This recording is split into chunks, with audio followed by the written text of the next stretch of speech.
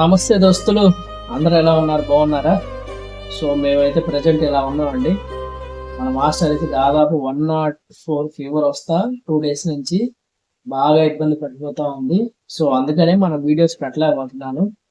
వాస్తవానికి మనం YouTube start చేసిన ప్రతిసారి నాకు ఏదో ఒక అడ్డంకు పడుతూనే ఉంది. నేను యూట్యూబ్ స్టార్ట్ చేసి నేను మంచి మంచి వీడియోస్ తీద్దాం అనుకున్నప్పుడల్లా మాకు ఏదో ఒక ఆటంకం అయితే ఎదురైతేనే ఉంది. అయినా కానీ నేను ఏ రోజు కూడా ఎక్కడా కూడా మళ్ళీ యూట్యూబ్ ఆపట్లేదు, కానీ చేస్తూనే ఉన్నాము. ప్రజెంట్ అయితే మాస్టర్ పరిస్థితి అతను ఏం బాగోలేదు. చాలా అంటే చాలా ఆ ఇబ్బంది పడిపోతా ఉంది. పాపం కళ్ళు తిరుగుతా ఎలా ఉందంటే అది చెప్పే పరిస్థితి కాదు. చూస్తున్నారు కదా, ఈ రకంగా నేను పద్దాకల తడిగుడ్డ పెట్టి తుడుచుకుంటా ఎవ్రీ 4 అవర్స్కి ఒకసారి నేను ఇట్లా టాబ్లెట్ వేసుకుంటా ఉండాల్సి వస్తుంది.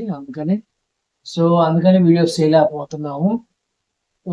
ప్రతి ఒక్కళ్ళు అనుకుంటారు మనం వీడియోస్ తీయట్లేదని, కానీ ఇది మాత్రం వాస్తవం. నాకు ఏదో ఒక అడ్డంకి అయితే వస్తూ ఉంది. ఈ టైంలో వీడియో తీయడానికి కూడా కారణం ఏంటంటే ఇది మీకు చెప్పాలి కాబట్టి చెప్తున్నాను.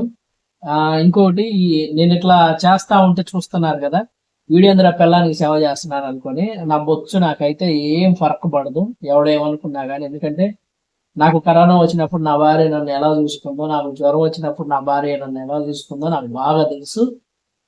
సో మనల్ని నమ్ముకొని వచ్చిన అమ్మాయి కాబట్టి, సో తనకు కూడా మనం ఇలాగే ఉండాలి. మనం తప్పితే ఇంకెవరు లేరు కాబట్టి. ఎందుకంటే మనల్ని నమ్ముకొని వచ్చింది భార్య, ఎప్పటికైనా మనలో సగభాగం కాబట్టి అమ్మాయిని మనం ఇలాగే చూసుకోవాలి. నాకు ఎవడు ఎన్ని అనుకున్నా నా పొచ్చు కూడా కాదనుకునే నేను ఈ వీడియో తీస్తున్నాను.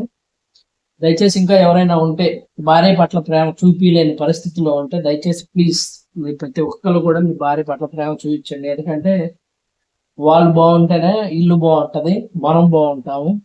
ఎందుకని సో ప్రతి ఒక్కరు జాగ్రత్తగా మీ భార్యలకి ఇలా సేవ చేసుకోవటంలో తప్పు ఏం లేదు. ఎవడు బొచ్చుగాడు ఎన్ని అనుకున్నా కానీ తప్పు ఏం లేదు, చేసుకోవచ్చు, ఇబ్బంది ఏం లేదు. సో అది పరిస్థితి. ఇక 2 డేస్లో నేను కూడా కొంచెం వేరే ఊరు వెళ్ళే పని ఉంది. సో మరి ఇట్లా వదిలిపెట్టి ఎట్లా వెళ్ళాలి నాకు అర్థం కాలేదు. అందుకే వాళ్ళ చెరియని రమ్మన్నాను. అమ్మాయి వచ్చింది, చూసుకుంటుంది ప్రజెంట్. మొన్న వచ్చింది అమ్మాయి, 2 డేస్ నుంచి చూసుకుంటుంది. నేను రేపు ఊరు వెళ్తున్నాను. సో రేపటి నుంచి ఎలా అనేది తెలీదు. ఓకే, నేను మీ అందరికి ఇది చెప్పాలి కాబట్టి చెప్తున్నాను, మా సబ్స్క్రైబర్స్ కాబట్టి. ఓకేనా? ఉంటారు మరి దోస్తులు.